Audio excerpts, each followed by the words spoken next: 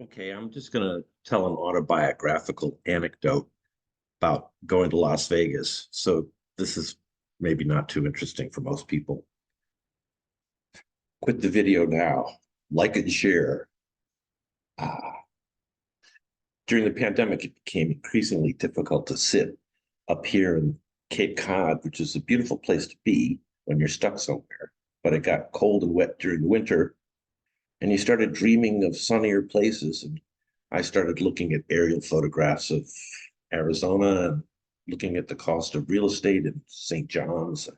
I had this fantasy I was going to go out there, but nobody in my family wanted to go. So I went instead when the pandemic began to ease up. I went to Las Vegas uh, to see a friend and to walk around in the desert. My friend Dave Larson, and I had a couple of days of walking around. I didn't find any arrowheads, but I learned some important lessons. An important lesson. And on the last day, Dave and I agreed that let's do this again sometime. So let's do this again next February. This this February. And so that was that. I came home. Um, I noticed that what I'd learned was that the lithic debris you could see on the ground around my little hill was visible from Google Earth from above.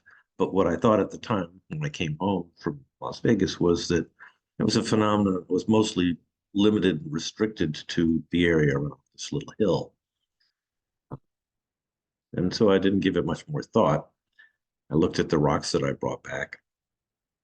And then around November, I started thinking I wanted to make some plans for this February. And I called up Dave Larson. I said, should we go somewhere else like Anza Borrego or some other place? He goes, no, let's just go back to Las Vegas. And I thought, great, I'd love to go back to Las Vegas. So I started, I went and looked at the aerial photographs of Las Vegas again. And I decided, I thought for some reason I looked more carefully. And it turned out that the lithic debris that I could see from above around my little hill, you could actually see in many, many, many different places all around the Las Vegas basin. So because for the last month or so, I've been it's tomorrow I'm leaving, but for the last month and a half, I've been sublimating the urge to go, which I've been waiting since November. It's again, it's cold and dreary up here in Cape Cod. Sublimating the urge to go by going via aerial photographs and just poking around Las Vegas. And I keep looking at things and looking at things. And, I can tell you very quickly that I've found at the moment 23 different hikes around Las Vegas that are probably going to take you past major patches of lithic debris and that are going to include this Atlas of Las Vegas includes hopefully a wide variety of different lifestyles, cultures, materials, and things that are going to be really fun to look at on the ground and try to prove my theory. I'll just show you quickly my little atlas, which I'll share the screen once I get it loaded up here. We do this like so. Okay.